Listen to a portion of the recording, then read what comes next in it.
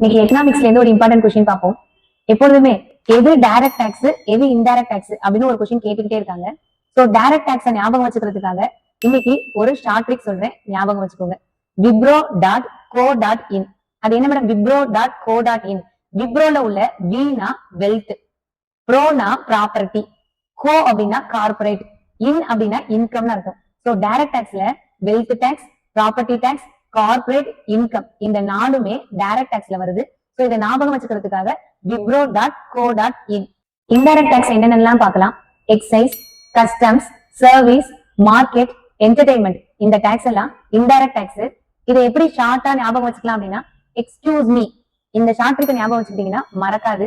Excuse மீல ex அப்படின்னா excise, CEO அப்படின்னா கஸ்டம்ஸ், எஸ்இ அப்படின்னா சர்வீஸ், மீல உள்ள எம் அப்படின்னா மார்க்கெட், இ அப்படின்னா என்டர்டைன்மெண்ட்.